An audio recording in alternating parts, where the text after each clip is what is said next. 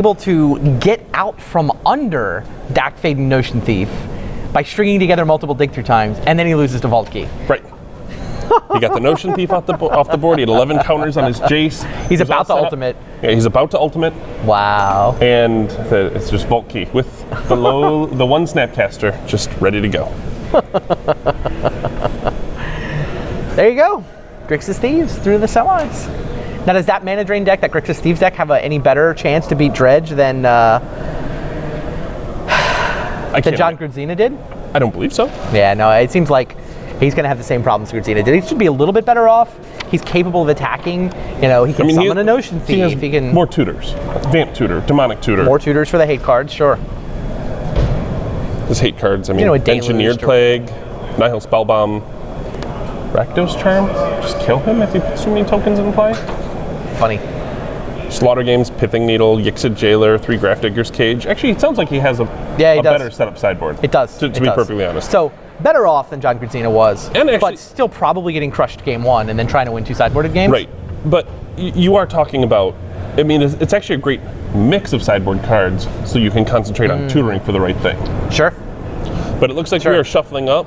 Yeah, we've watched Dredge plow through a blue deck. We want to see Brian Kelly, and we want to see Paul Mastriano. This is the 1 seed versus the 4 seed, Bomber Oath. You look at Brian's deck list, it is Dragon Salvager's Oath. Very teched out Oath of Druids list. Only has 1 Grizzlebrand because it's got a Dromoka and an Auriok Salvagers in the main.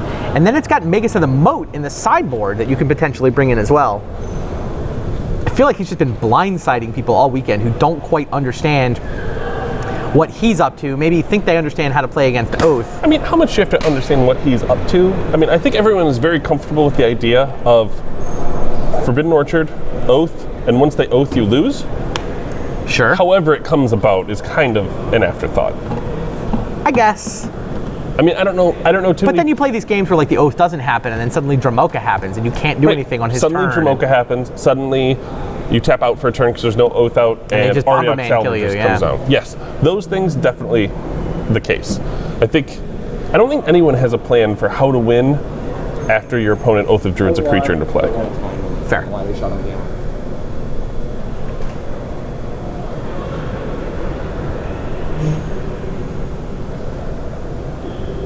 Yeah, so meanwhile, Paul Mastriano, Hangarback shops. Took down Rich Shea. Hangarback walkers were crucial. It was an unblocked Thopter that Archbound Ravager was able to deposit a bunch of creatures on top of.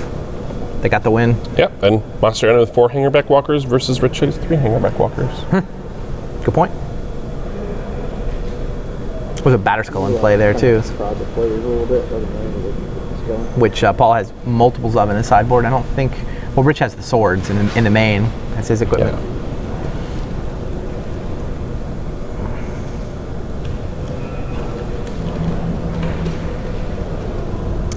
Dragon Lord Dromoka.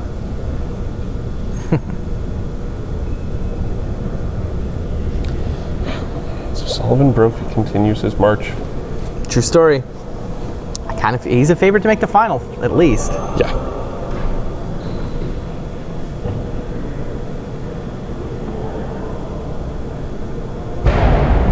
Is this an opening hand or shuffling? We'll get there. No, I'm ready for more vintage. Sure. It's not even just getting it done. I'm ready to watch some more. Oh, I hear you. Watch some more Magic. Same.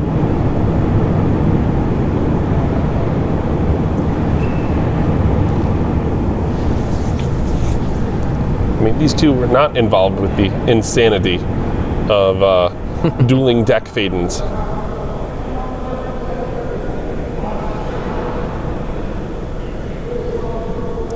Notion Thief. Love it.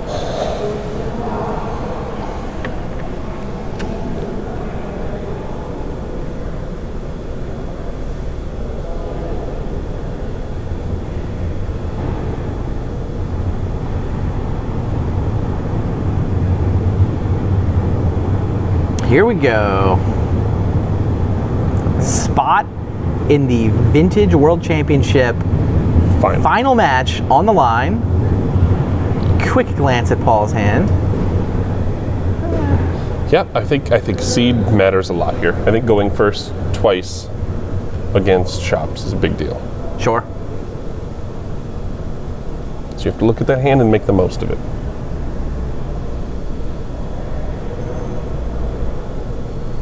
Because I don't think you can reliably count on winning the game on the draw. Brian's going to keep. Both players keep their 7, in fact. Fetch land. For basic island.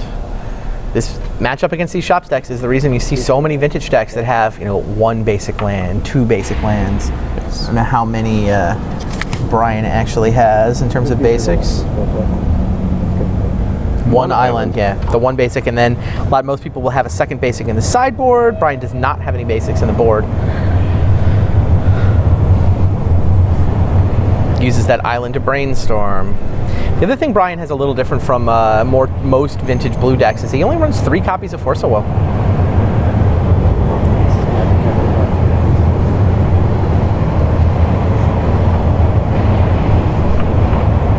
Force of Will, it's a pretty good matchup for Force of Will. I'm not sure I saw many more mana sources. Yeah? Off that brainstorm. Is he brainstorm locked? I think he is. I think that's why he's probing now. He's starting to dig himself out from under that. I mean, I can't see the hands real well. So here we go. He's staring down a wasteland, shops, 1 of each sphere, Ravager, Lodestone. So there is a shop in there? Yes, there is a shop. Pretty solid draw. We are working on getting the lights turned back on in the room. Apparently the convention center did in fact have a timer set, so they all went off at 11. But the crew is scrambling to figure out how to get them turned back on. So you're just anticipating the shops player here, going Thorn into Lodestone. Thorn into Lodestone, or? Thorn, go. Okay. Because I think you lead with Thorn just because it doesn't stop you from playing the Lodestone the following turn. Okay. I mean, if he draws a Mox, he can actually just play the Lodestone. Oh, absolutely. There's many things on his draw step that can change the outcome in the order of what he's planning. Meanwhile, you get to see what Brian Kelly's Power 9 looks like. He's got some fairly heavily altered Moxen in his deck. Uses the Emerald for the Divining Top, and as you predicted, Paul goes Workshop into Thorn. This sets him up to still play the Lodestone Golem since it's a creature. Doesn't have to pay any extra for it on turn 2.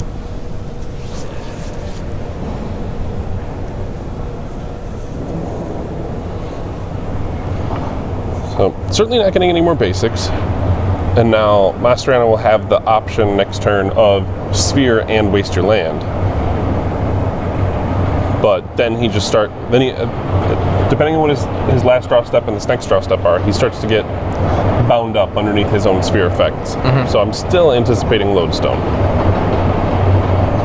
Sylvan Library. I like it. I like it a lot.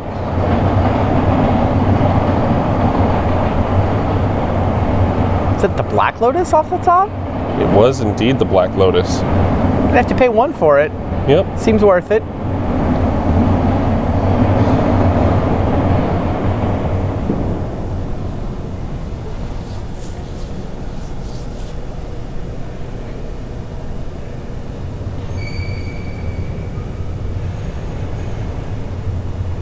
Now, 2 floating from the workshop.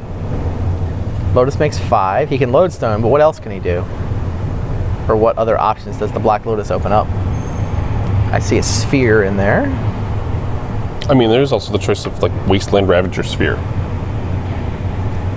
I'm not saying I like the option, but there is the option. Sure. Ooh. Yeah, I don't blame Paul. You can also Wasteland Golem. Wasteland Lodestone works too, right? Yes. In all honesty, much better choice, I would think. Well, he goes Ravager.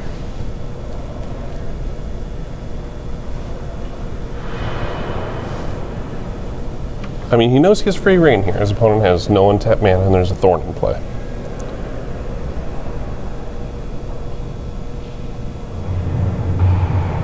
Wasteland. So you can sack the Lotus for Golem. Right? Yes. You can go Golem Ravager. That seems much better than Sphere, yeah. Yeah. And just tapping the Wasteland, not actually wasting anything. Right. Yeah, by tapping the Wasteland for mana, he basically got to play a Ravager this turn rather than waste a Tundra.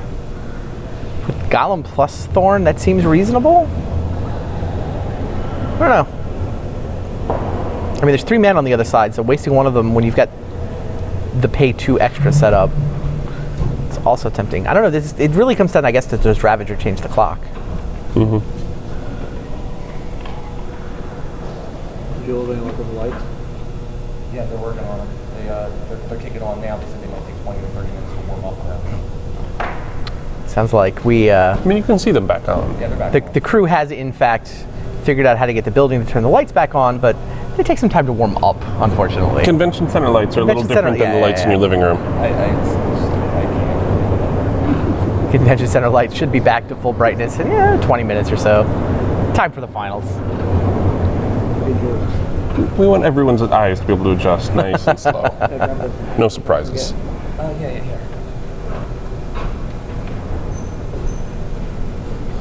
Here we go. Just green Necro in effect. Now we get to look at some more.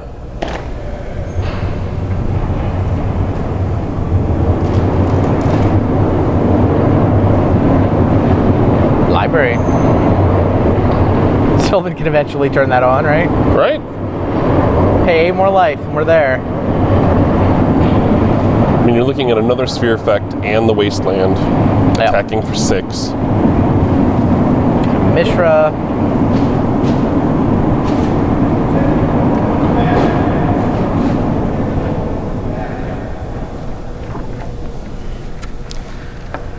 All right, now Wasteland Tundra. Mastriano has decided if you're spending your mana to draw cards, I like my chances. Yeah. Comes over for 6. Tanglewire. This game is over next turn, right? The hammer.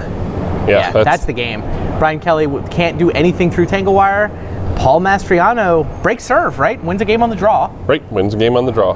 Now, if there's a game 3, Paul will be on the play for that game 3. Brian Kelly goes to his sideboard. Now, how much Shops hate does Brian Kelly in fact have access to? Oh, meanwhile, by the way, quick update. To the surprise of absolutely no one, Sullivan Brophy has taken game 1. What? I know. The Dredge deck against a Mana Drain deck got the first one. Got there. All right. Now they can start the real match. Absolutely. So you're looking at 2 Nature's Claim, 2 Steel Sabotage, Magus of the Moat, Ancient Grudge. Sure. Sphinx of the Steel Wind? it's a fine Tinker target, assuming there's a Tinker. Sometimes you just want to oath that guy out. Do you really need a third lifelink creature? I think you can't seal it with Dak Faden. Is that a thing? I don't know. You can't steal the other giant lifelink creatures with Dak Faden. Right. It's a fair point. We did see him bring Magus of the Moat in the last round of the Switch, though, against a Workshop player, right? Right. I think the Magus of the Moat does come in. His creature set for that match was... He took out Dragon Lord Dromoka in Fate for Magus of the Moat. Yeah. Is what he did in round 10. One of the questions here is if you want the 2 sudden shocks for Arcbound Ravager. I don't think you really do, but you might. Yeah, I think you just Magus of the Moat. I mean, trust you're not going to die to Hangarback Walker Thopter tokens. Yeah, Thopters are pretty relevant versus Magus of the Moat, though. There weren't Hangarbacks in the Shops deck we saw him beat in round 10. Right. No, and it can also get rid of a nagging Revoker. Sudden Shock can, yeah, sure. That's a good point.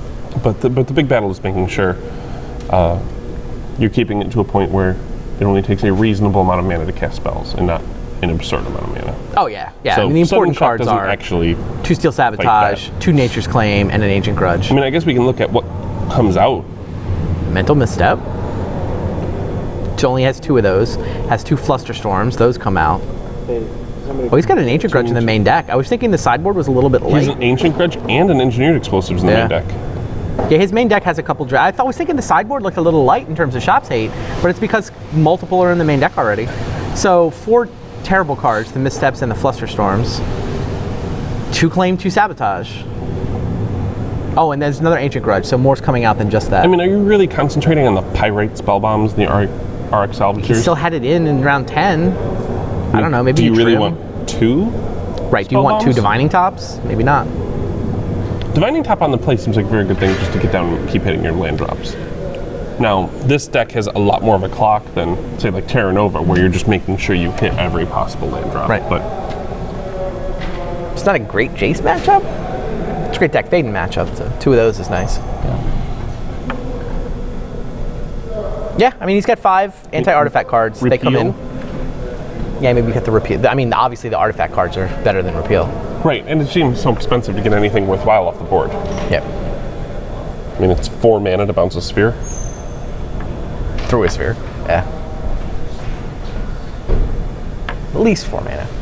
Right. At best, 4 mana to bounce a sphere. Now, does Paul change anything? He does have 4 Graph Digger's Cages in his sideboard. And the way Brian Kelly's Oath is set up, he kind of has to Oath. It's not like he has the show and tell backup plan that many Oath decks have been running. Right. So Paul wants his Graph Digger's Cage. Absolutely. Times 4. Ghost Quarters definitely seem like a thing with 1 basic. Yep. Especially because against this deck, you're going to search for it, as we saw in that game. Yeah. I mean, he's just to go get the first basic. Now, the only good news for Brian is that he's already bringing in all the cards he would need to blow up Graph Digger's Cage, since they're good in the matchup anyway. Right. It's just, okay, there's yet even more annoying artifacts that you kind of have to blow up. I mean, maybe if you that's wanna one win. reason to leave a repeal in. If you manage to blow up the that's true. Yeah. sphere effects, you can just get rid of a Graph Digger's Cage for a turn. Fair.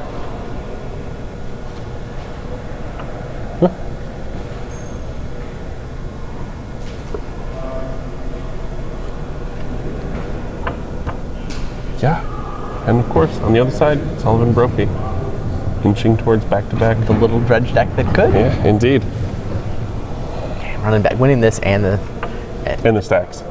Is it NYSE, yeah. NYSE, is it Nissi? I heard it pronounced Nissi at one point. I'm not sure. We can get the chance. I actually looked at whether I could fly to Long Island for that tournament. I checked it. It didn't quite work out. Also, because my wife works at Wizards of the Coast, the employee play and employee spouse play policy applies to me. While I'm allowed to play small tournaments like Friday Night Magic, Prizes were too big in that event. yes, there is a threshold. If the event has a big enough prize, then not only WotC employees and spouses of WotC employees are not allowed to play. So I was defeated. The employee pay policy has certainly gotten friendlier. Yes. I would not yet describe it as friendly, unfortunately. Take what you can get. Look, I'm happy my wife has a rewarding job that she's Yes. good at and enjoys. That's obviously more important. Not going to stop me from complaining about it from time to time, though. But yeah, I looked at that tournament. It looked like a super sweet tournament. Just plain vintage all weekend, right? Yeah, it just looks great. And usually very good prizes for it. Yeah.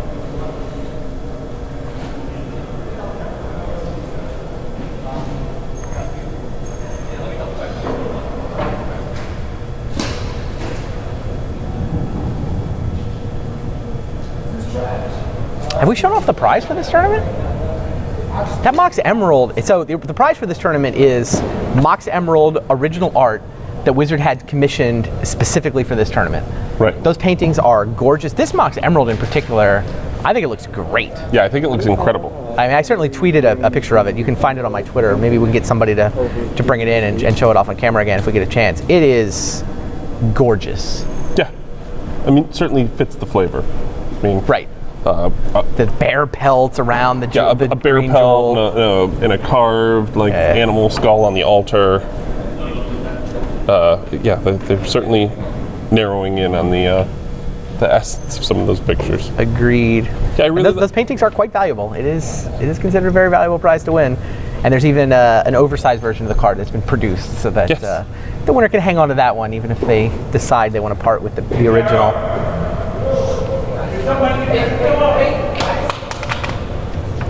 We just lost everything? The internet just went down. Nope, do not appear to have lost things. Great, we're still here. Cool. Awesome. We just lost our side of things, I think.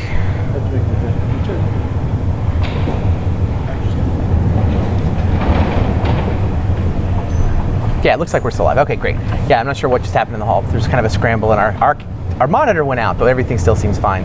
Brian Kelly, off to the races. Sapphire for Divining Top.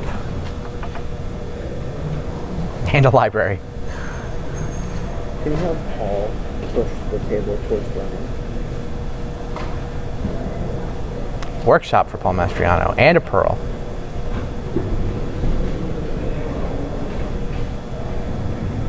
A little bit. Lodestone Golem. Turn 1. Does Brian Kelly have a Force of Will? Turn 1 Lodestone. Well, he's going to look at Divining Top. Anything? Push the... Maybe? I think that's a swing and a miss. Unless That's what it looked like to me, all he too. was looking for was a blue card. Oh, Lodestone Golem resolves. Yes, things already getting tougher.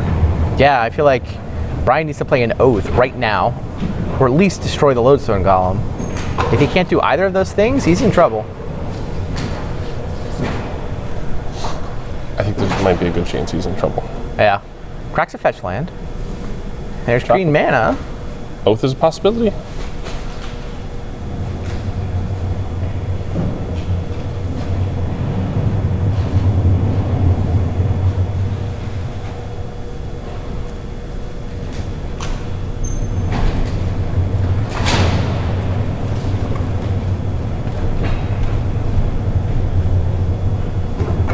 And Nature's Claim.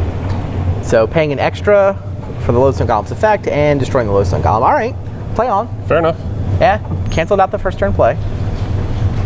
Yeah, gets Developed his board, got again. another land in. What is Mastriano's follow-up? Right, when the other deck is on the play, sometimes it feels like a fair fight. Occasionally, not always. Mishra's Factory, up to 5 mana. Sphere. Please, sir, may I have a Sphere of Resistance? Paul holds it out to see if Brian has any response. Says no. No response. You can have it. And second Sphere, paying 3 for that one, using the floating mana that was left over from the workshop. Still wouldn't mind throwing an Oath into play. Yeah. Oath of the Druids now costs 4 mana, but would still be great. You can...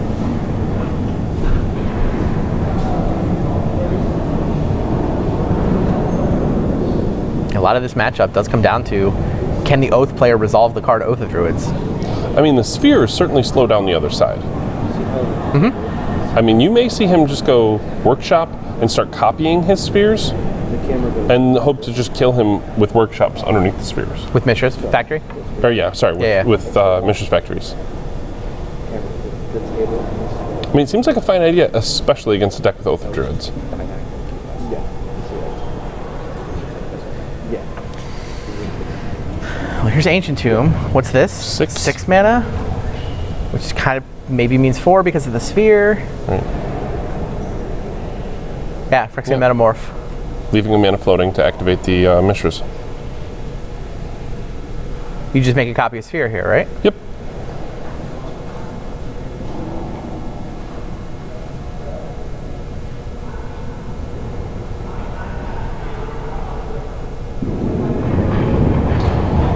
I mean, there's always a chance if he doesn't top in response, you copy the top. I guess, but yeah, third Sphere.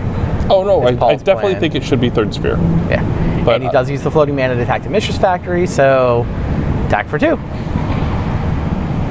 Meanwhile, he did tap an Ancient Tomb, so So I think you'll see sack the sack land. Huh? Sure. top first. Just See if there's making anything sure I want to important. sack the sack land.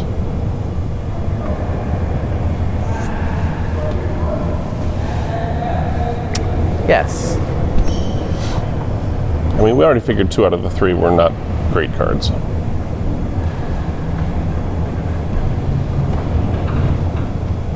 Mastriano has now presented a plan that does not make it easy to Oath.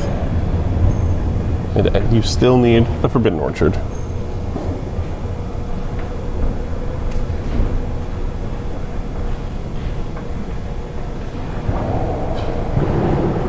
Yeah, it's true. Even Oath of Druids itself isn't lethal without the Orchard. Paul has no creatures. He's going to be attacking with Mishra, so he can deal damage without ever triggering the Oath himself.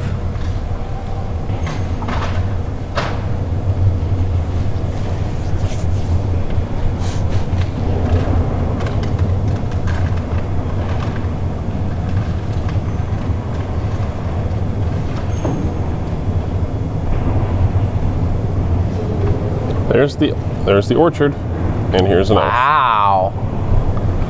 5 mana Oath of Druids, and the 5th mana came from Forbidden Orchard. Spirit token for Paul Mastriano. And Brian is set up. Set up to activate Oath of Druids on this next turn. 3 spheres was not good enough to keep him off this plan. Yeah. I mean, he is holding another Metamorph to copy whatever gets oathed up.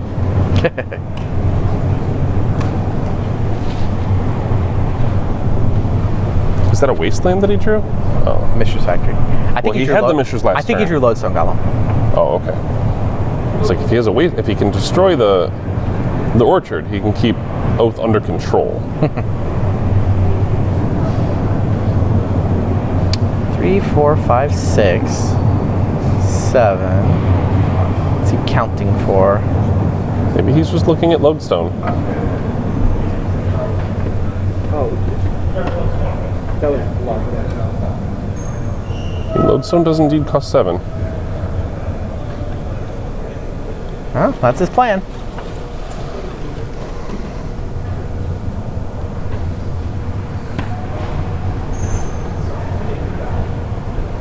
And he's certainly hoping that this next turn involves an Auriok Salvager. Right. The off-camera match is going to game 3.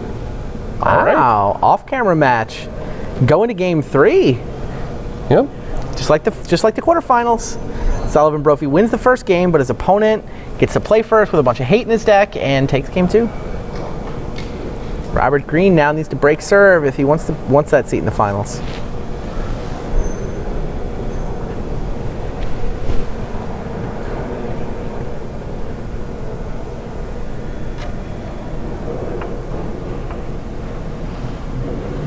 All right. Time to activate Oath of Druids. Nope. Time to look first with Sensei's Divining Top. Yeah, top. See if he wants to cash in this top for one of those 3 cards before he oaths. And then he will just top gonna again. Spill him off the yard. A misstep, another Oath. Is that the Magus of the Moat? Yeah. That's Magus of the Moat. Now giving him more creatures, this would appear to just be exactly what he needed. I still feel like I'd rather have a Grizzlebrand there. But the Magus of the Moat's cool. I mean, my worry with Grizzlebrand is if they copy Grizzlebrand, I'm not too worried about them copying Magus of the Moat. Fair.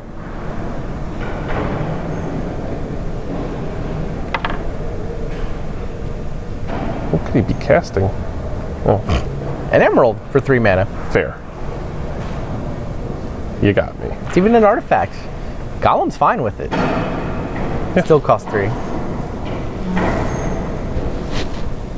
Is that a Ravager? Maybe. I mean, his way around that Magus of the Moat involves Ravager. It's Hangarback, Thopters, plus 1/+1 counters. I mean, this Ravager's going to cost 5. Do what you gotta do. Yeah, oh, you certainly cast it. It's not like you can keep the Oath under control. Brian still has this Forbidden Orchard that he can just tap anytime. Right. Sure feels like we're going to game 3. And the spirits he gets off the Orchard aren't artifacts, right? No, they're colorless. I just saw that there was a lack of a color, but I didn't think there were artifacts. I was just seeing if he could just start sacking things to keep the Oath under control. Good question. Doubted it, but it's worth asking.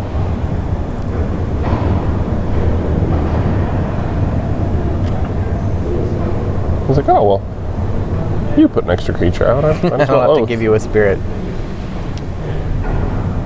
What's it going to be? Wow, he still has missteps in his deck. Are you surprised by the mental missteps in Brian Kelly's deck for game 2? Not sure surprised is even the right word. What is he planning to misstep? The Soul Ring? Now, are there sideboard cards that are... Oh, Grafdigger's Cage. He's planning to misstep Grafdigger's Cage. I think you just have to plan on killing those once they hit play. Agreed.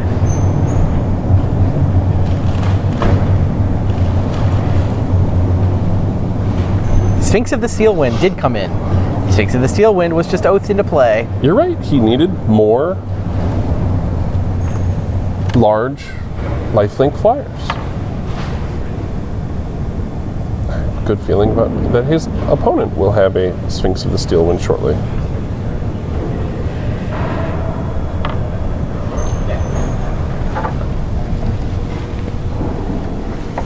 It's interesting how, I mean, the power of this oath deck, it almost doesn't matter what you're getting, what you're actually oathing into play. Any sort of large, giant thing is probably going to be good enough. And there's a wasteland, but you're not at a point yet with a tropical. I don't, and he didn't top. Why the tropical? There's an emerald. There's plenty of blue sources. I mean, the Forbidden Orchard, I feel like that's what you really want there.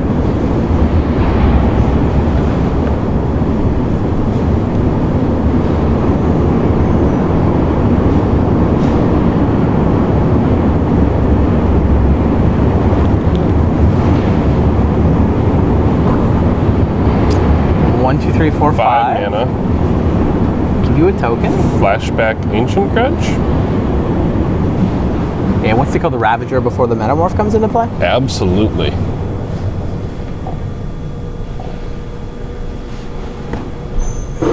This is so that Paul's Sphinx of the Steel Wind is not set up to win in a fight. Brian Kelly knows that the Metamorph is going to copy Sphinx of the Steel Wind. He wants them both to have 6/6 flying first strikers. If he is a flying 6/6 first striker and Paul Mastriano has a 7/7, that is bad. Yeah, that's unacceptable. Or heaven forbid he makes it an 8/8. Yeah, just which trumps of course all he of the would. other creatures. Oh, 7/7 first strike, technically good enough. Yes.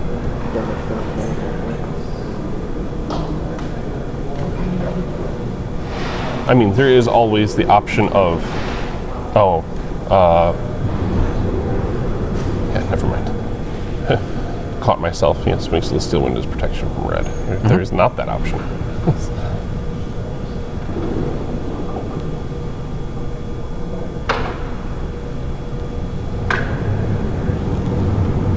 Top. See if I want to reorder these around a creature in the top 3. See if I want to cash in my top for any of these top 3. Could you give me a little bit more often? I didn't know Paul was at 16. Now what happens? Here we go. Just oath again, right? I mean, we don't know for sure his opponent what was Brian's supposed creature to get set is. Another token there, right? Yeah. I mean, that's not something someone can miss.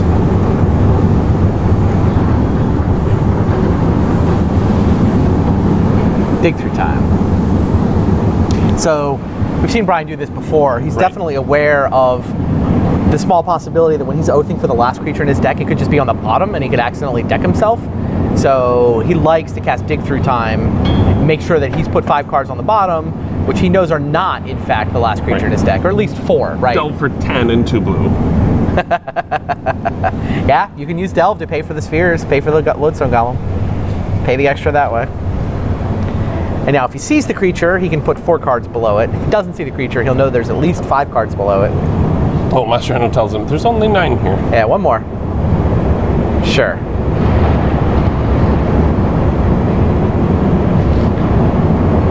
Surely Brian wins from here, right? I feel like if somehow he doesn't win this game, it's just an indictment of his version of the Oath deck. I think the only really terrible thing that can happen here is if however many creatures are left are here in the dig, they have to go on the bottom with 4 cards left, and he draws like a Ravager off the top to make the Sphinx a really big issue. Yeah, Ravager seems like the issue. So if you're Paul, you would not block Sphinx of the Steel Wind to trade off? I wouldn't this turn. You want it because you're waiting for Ravager. Yeah. Now you can only afford to take, I mean, I guess you can take 2 hits, though Ancient Tombs becomes a real issue at that point.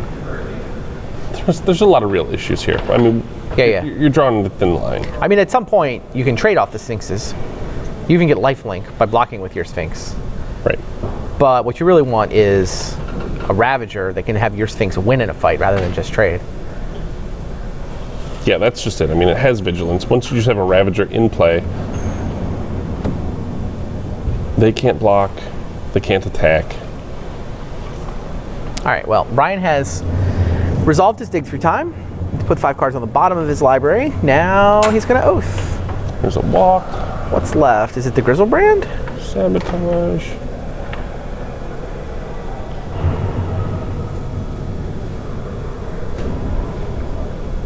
I mean, the salvage. Well, there's an Ancient Grudge in the graveyard.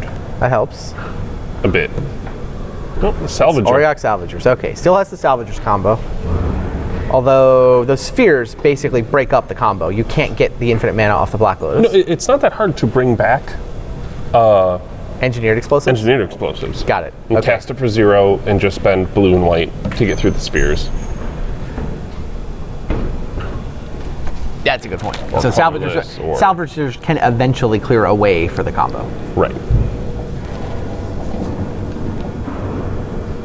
And is Engineered Sphinx of the Explosive... Steel Wind attacked, by the way, and Paul did not block, so... Is Engineered Explosives all permanents? Does it clear the Oath on the way too? I think so, yeah. Non-land permanents. It would appear that there's an Ancestral in his hand. He's decided he would like to return the surprise Engineered Explosives. There you go. Engineered Explosives. Now the way Engineered Explosives interacts with the spheres, you can announce Engineered Explosives with X equal to 0, and then it will see how many colors you use to pay for the Sphere of Resistance effects. Right, so he has to play that. He'll probably make... So he'll be playing green and blue or red. Yeah, he has to make sure he doesn't accidentally pay 3 different colors. Oh, it's an artifact, so it's just... Oh no, it's 4. Still. There's 3 spheres out. 3 spheres. He still needs another mana. No, X equals 0. 0 plus 3 is 3. Pay 2 different colors for the 3 mana. Oh, right. So the lodestone doesn't count. There we go. Now, he has an Engineered Explosives capable of blowing up those spheres. And with the spheres gone, Salvagers plus Black Lotus is infinite mana. Yeah, blowing up the spheres. Assume there's a spell bomb in his yard by now. I mean, have we gone past the Lotus? I haven't specifically noticed the Lotus, but I admit I probably wouldn't recognize it quite as quickly in Brian's deck. Right. And Paul knows he's basically dead here. Right. He did not top deck the Ravager to win the creature fight. So, I mean, he's probably going to be forced to trade off these Sphinxes. Paul's not in a position to attack with creatures for damage, though. I think Paul's going to have to combo for the win. He's just decided to draw, so I'm guessing that means he has the pieces. It's a pretty thin library, too. Yep, here we go. All right, Engineered Explosives blows up the spheres and the Oath of Druids. Now the Bomberman combo can kick in. Black Lotus has been in his hand the whole time. Black Lotus, sack for white, RX Salvagers, 1 and a white to pick up the Black Lotus. That is infinite mana. There's a Pyrite Spell Bomb in his library, which he can then, after he's got arbitrarily large amount of white mana, he can make an arbitrarily large amount of red mana, keep picking up the Spell Bomb and plunking Paul in the head for 2 damage. There you go. That is the Bomberman combo. That's why we're calling this Bomber Oath. That and the fact that we don't have room for Brian's full name of Dragon Lord Salvager's Oath. Combo in full effect. Certainly glad we could see it, see how the deck was built, why it works when it does work. Brian Kelly forces game 3. Being on the place definitely helped there. But now Paul Mastriano. I mean, when Paul's looking first to break serve, I mean, workshops, mocks. Yeah, his draw was pretty solid. Is a great start. Yeah, I mean, Brian was able to find enough mana sources to basically keep up with the spheres, pay 5 mana for an Oath of Druids. Right. But now is the unenviable task of shops going first. Pretty much.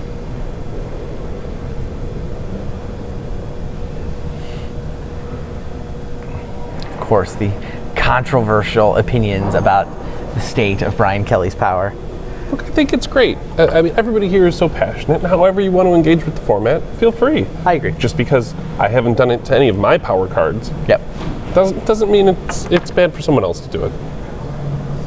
I agree. So both matches going to game 3, both semifinals. Big games here. Yes, very big games. And you have Dredge on the play. and Shops on the play. We're just going to have the classic matchup, right? Shops and Dredge in the final? Feels like Shops and Dredge in the finals. It seems like that's a favorite. They're both on the play. Both players know their decks really well. Both players are very good at the format. Shops and Dredge, and then Dredge. Yeah. Sullivan Brophy looking to... Run it back. Looking to move the bar up from 6 or 7 Dredge hate cards in a sideboard to 10 or 11.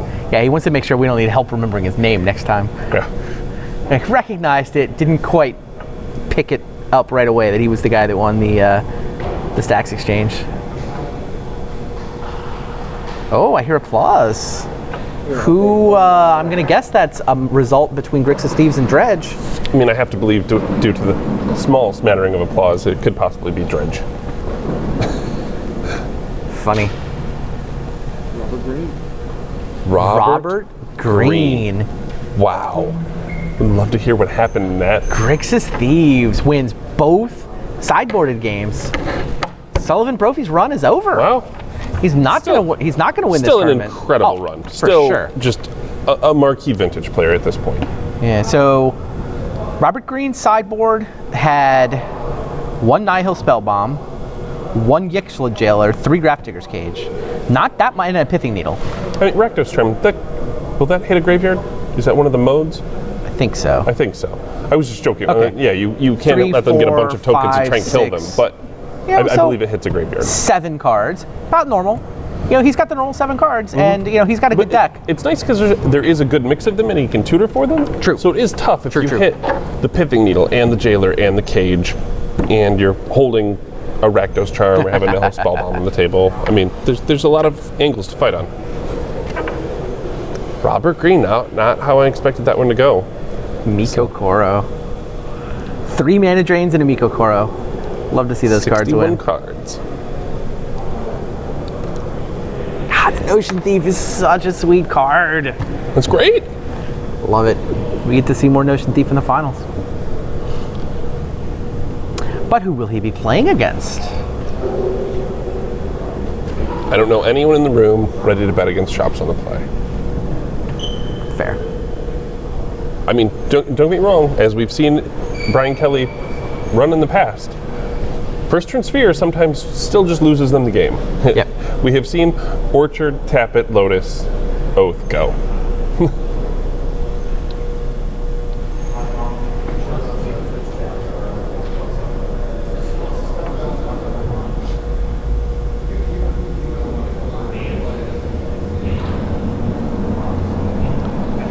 The Shuffle Cam.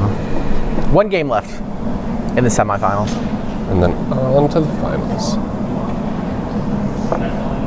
When do you leave town? Early tomorrow morning. Early? Yeah, Yes. my flight's at like 9:30. Not too early. No, I've been on the road for work. Looking forward to getting home to my family. Yeah, you came here from already out of town, right? Yeah. Seattle?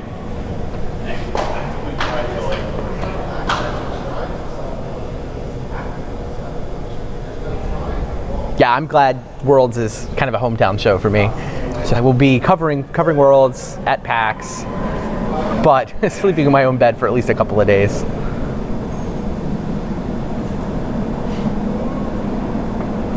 I guess 24 hours from now, I will be at the player reg party for Worlds, the WotC office in Renton.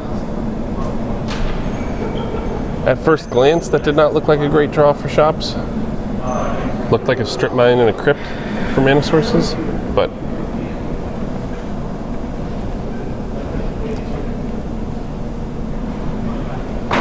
He's thinking about it. Is Brian Kelly even drawing 7? He's just waiting. if he's thinking about it, it probably includes a cage. So maybe it's like Thorn Cage.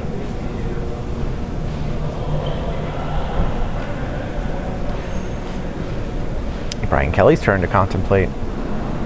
Looks like he's going to keep. All right.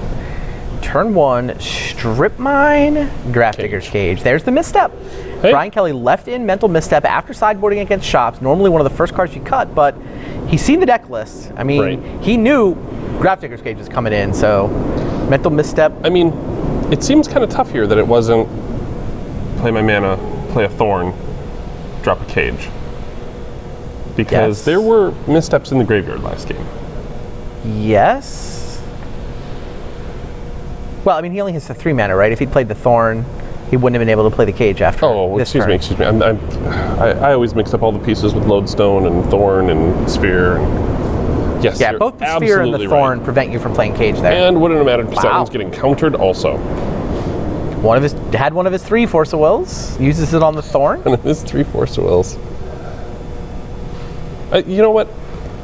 I like it. I mean, I like having 4 Force of Wills against Chops, but I mean, it really is a card that you go down on in a lot of matchups. Yeah, it's true. If you're looking for space in your deck, it's one of the cards you can consider. I also feel like 450 some person tournament, and there's just a lot of room in the format for different things to matter. Absolutely. A lot of different decks that you can play, and play skill matters. Is this just Lotus? Is this just misstep your Cage, Force of Will your Thorn, Oath? Well, he's got a Lotus. There's only 2 cards left. A Mox and a land. It is a Forbidden Orchard. If he's got there's Oath, Dak. It could just be Dak and take your Crypt. Interesting. Is that good? It could be Dak and just mill. Yeah, I think he's going to play Dak and mill. So he has another card in hand that he plans on using as well. Well, why? Because he tapped the Mox as well. For colorless for Dak. He's just rather float 2 mana than float 1 mana. Oh, if he's going to draw, sure. I assume he's going to draw. I don't think you steal Mana Crypt here. I don't think. No, because then you lose it to the token. I think you're certainly drawing. Yeah.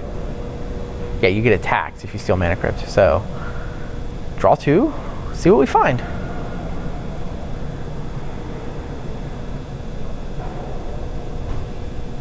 Time Walk. Found Time Walk. And an Ancient Grudge to discard. Not bad. Yeah, Ancient Grudge was the last card in his hand when he was deciding what to do. Discards Mana Crypt, Ancient Grudge to the Dak, resolves the Time Walk, and here's another turn. He's out of cards, right? Misstep, Force of Will, crack the Lotus for Dak, use Dak. He's now got, essentially, he's to draw the best one of his top 3. Yes. I mean, and even it being a red mana source is good, or a green mana source, excuse me, is good. Being able to flashback Ancient Grudge is important. I mean, he's got the Forbidden Orchard, so he could flashback Ancient Grudge at the cost of a Spirit token. He's obviously nervous about that with Dak. Yeah, it's definitely an option, but it's not one you're thrilled about. Is there Nature's Claim in there? I thought I saw Engineered Explosives. Oh, that's interesting. I feel like you want to blow up Mana Crypt if you can. Well, Engineered Explosives for 0, although it hits your Mox, gets the Mana Crypt and both tokens. Forgot about the both tokens part. It's a good point. Keeps a fetch land. And I'm not saying there definitely wasn't Engineered Explosives. We're just trying to figure out what it is at a glance. The fetch land gets a tropical, which means that you can grudge the Mana Crypt. And like when the Shops player starts strip mine Mana Crypt after tanking for a little bit on his opening hand, you blow up the Mana Crypt. I think you do. I mean, you're still worried about it being Workshop Lodestone. But you take your chances. Yeah, Ancient Grudge. Yes. Blow up Mana Crypt. Now, Brian's got no cards in hand, but he's got a Dak Faden that's already up to 5 loyalty. Actually, unless something wild comes off the top, it's not Workshop Lodestone, because then the first turn would have been Mana Crypt, Workshop Lodestone, wait for it to finish, and then Grafdigger's Cage. Yeah.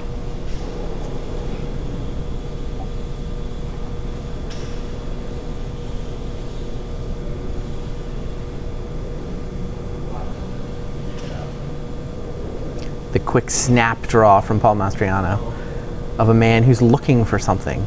Right. I'm going to guess he's looking for Mishra's Workshop. Spirit token attacks Brian. Well. Wastes the tropical, and wow, no land drop, just says go. Whoa. Brian once again looks at 3 cards and decide which one he wants to keep. Goes with Divining Top. Grizzlebrand heads for the yard along with Mox Emerald. Still no land for Paul Mastriano. Attack you.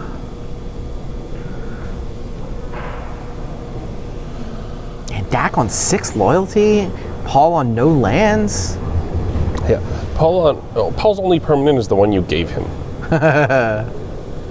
Basic Island is the draw step. Right. Brian goes ahead and plays it and activates top. Right, because you could just put 2 bad cards on top, throw them in the yard, and start again. Makes sense.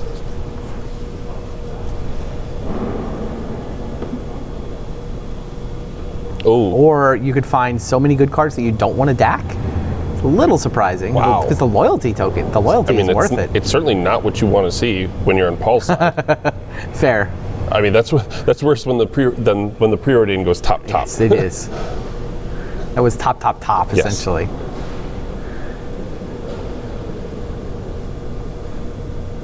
Yeah, Brian should not need to top here. He knows what the top card is. He's changed his mind. It was Jace top. Well, without that land, it may have changed his plan. Yeah, it was a Jace and a top and something. I would have just milled those with Dak Faden. You don't want. So it was probably a land in Jace, and he wanted to draw one, then top into the other. Okay, I'll buy that. And then he can probably just -1 a Jace to bounce a token. Mm-hmm. Start Fate Sealing after that. Maybe Fate Sealing from the jump. I'll buy that. I mean, Fate Sealing sounds great right now. Paul's Wasteland. Yes, that's still tapped. That was your upkeep. Paul's Wasteland changed Brian's plan. And now he's like, oh, that changes what I wanted to put on top.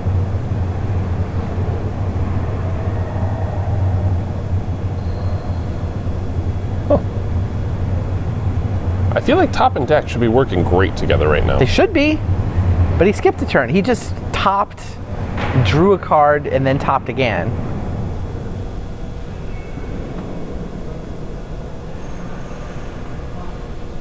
Huh.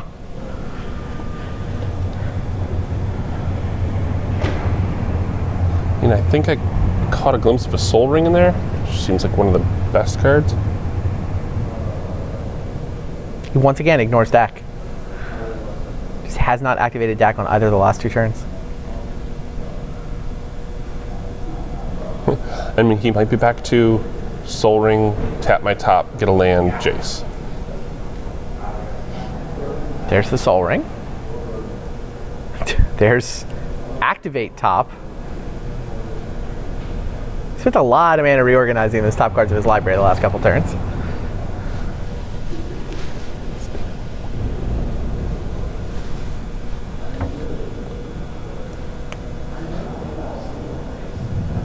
I mean, his deck has how many dig through times? 2, 3? Brian Kelly's list 2. Yeah, DACking just to put cards in the graveyard has value with all the Delph cards in your deck. I mean, and it's vintage. I mean, yeah, you might have fair card that doesn't want the dig. I mean, he doesn't have a second blue yet, don't get me wrong. But he has moved on to putting a couple bad ones on top and yarding them.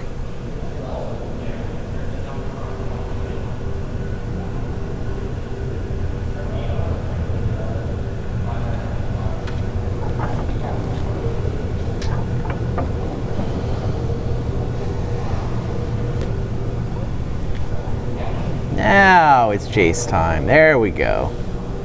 That's what he's been building up for. Wasteland took him off this for a couple of turns, but Jace is in the house. So you bounce the token? Or you start Fate Sealing? You can Fate Seal, you can bounce the I token. like Fate Seal right away. I like the Fate Seal too.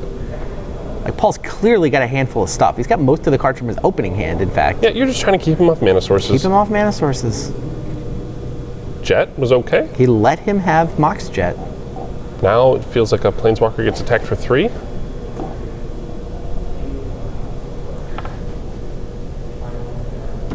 Yeah, Mox Jet means Mishra's Factory activates, and 3 damage comes over. Just to your face. And Paul's ignoring the Planeswalkers. Yeah. Brian's actually down to 7 here. Let's look at some more cards with top. And the more I think Paul is right, just to keep attacking him. Yeah, I think that's right too.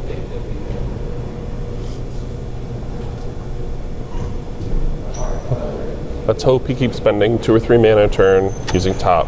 Tapping Mana Confluence.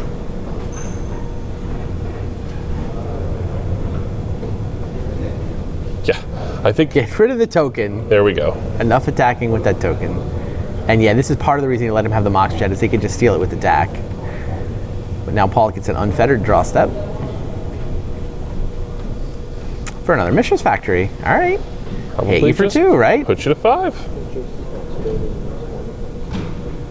Indeed. Bounce Seal it. Sabotage, bounce it. Seal Sabotage was 2/3 of the healing salve. Very exciting. Is that the Steel Wind? I don't think he's at the point. 1, 2, 3, 4, 5, 6 mana he has. Steel Wind is 8. Is that right? I think so.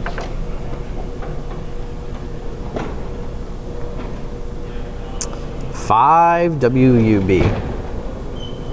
8 mana.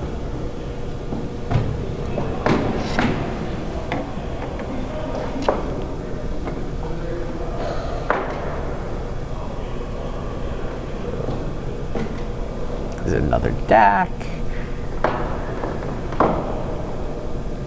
Did he just top and put the 3 cards in his hand? No. No. He zeroed Jace. Oh, it was Jace Brainstorm. Okay. Right. Okay. Thought he was topping, but yeah, he was brainstorming with Jace. Another mana confluence. Skip the deck. He just skipped deck again, right? I've got everything exactly where I want it. There's a DAC in the loop on top of his deck. Don't you want to mill the other DAC? Let's not get carried away here. Mishra's Factory coming over for 2. Brian falls to 5. Oh, that's right. He got partially salved last turn. I'm like, Here's the Vining Top again. Same cards, because he didn't activate DAC Faden. yeah, I think it's Dak Forcible Steel Wind.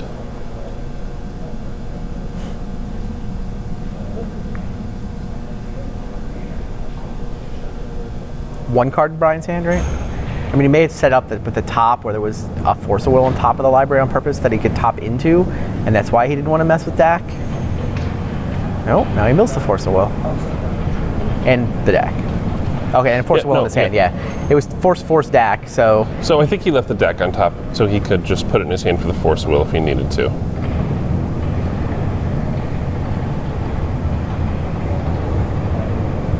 So Sapphire, Jace.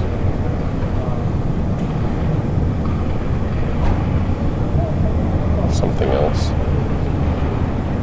So I think he gets to play Sapphire, put out a Steel Wind with a Force Will backup. Seems good. And that should bring this to a close. Sphinx of the Steel Wind, Force of Will in hand, I believe blue card on top of library that he can top for if he needs to.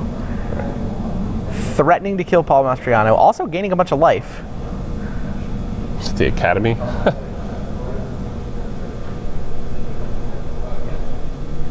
He did attack with things. Doesn't it have haste?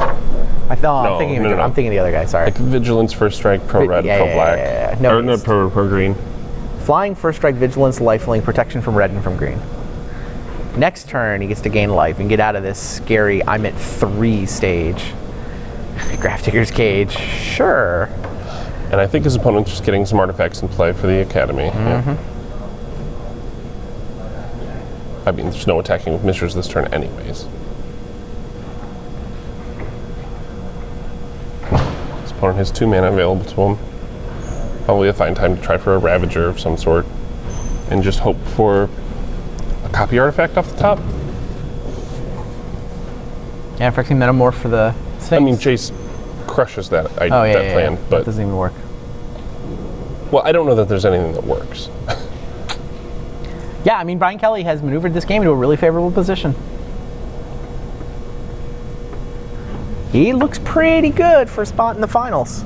Well, after all the shops and dredge talk, could have a couple of blue decks in this final. We get to see if we find any Notion Thieves in response to Grizzlebrand. Wow. Okay, that's insane. I want to see that all of a sudden.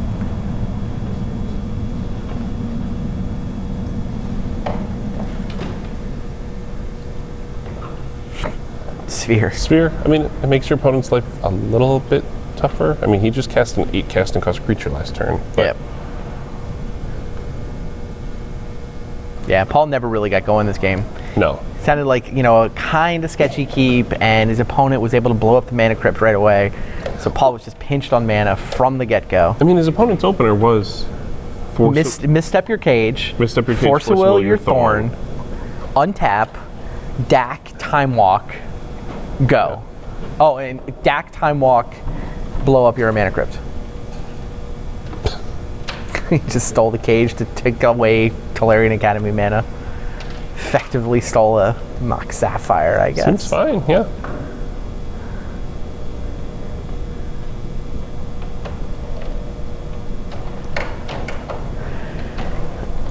Any updates from the other?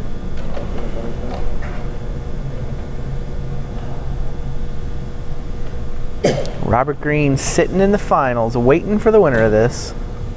Backup match updates. I mean, I think Robert Green's happy with the way this is going. You think he'd rather play against Oath? I don't know. I really don't. But yeah, I he think doesn't I'd rather have play that against many Oath. creatures. Yeah, you're the Notion Thief deck. You'd rather play the Blue Mage. I think so. I think there's just some situations you get into that Notion Thief is just a backbreaker out of nowhere. Yeah. I think he's better set up for the blue matchup. I mean, the card Oath the Druids is pretty good against him, but right. The whole workshop deck is also good against him. Not sure where we go from here. Maybe he won't block. Mishra's Factory coming in. Paul he's just playing for Brian to make a mistake of some kind. What I don't know. 1, 2, 3. Oh, Dismember and a 3/3 Mishra's Factory. Okay. I like it. He would win this fight? With the Sphere, how does he? Yeah, it doesn't matter. I mean, he can pay some life. Well, he has to pay. I mean, the Mishra is an artifact creature. I think he got enough mana off the Academy. He got 2 mana off the Academy, right?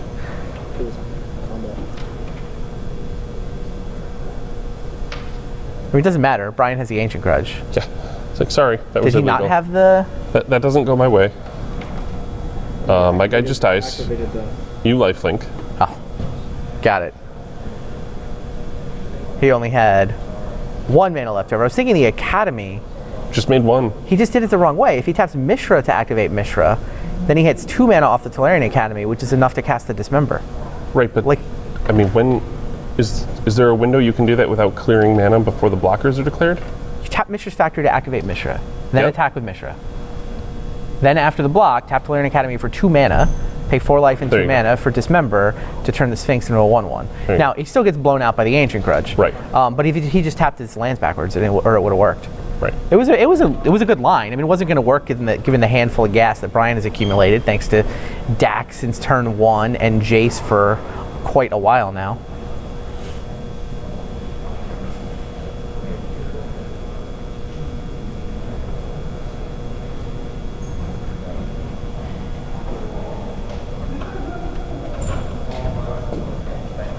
Yeah, Brian Kelly's pretty much got it all.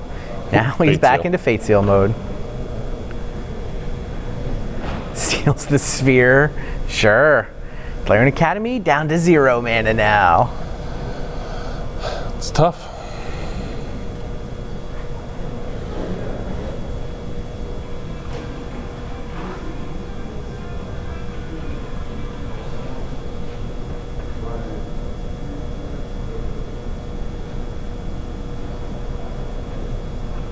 This game's taken quite a while, given how much of a blowout it's actually been for Brian Kelly. He has been quite far ahead, basically the entire game. Well, basically since the first turn. Yeah. I mean, he had to show Paul 2 counterspells, but he did. But he did. 2 0-mana counterspells. And then showed him a Dak Faden and an Ancient Grudge.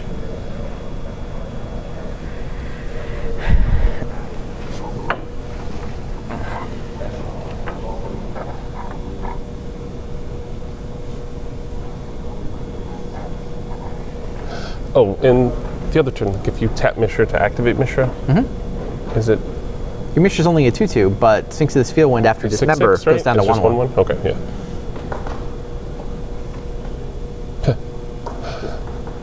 None of this matters. I mean, Paul's just going through the motions, hoping Brian messes something up, but all he's got to do is tap his Sphinx of the Steel Wind twice. To be fair, he is not used to his Oath opponent having a Sphere in play. Tries to cast a Cage.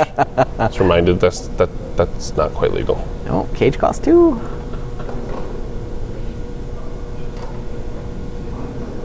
and doesn't really do anything other than power up your academy.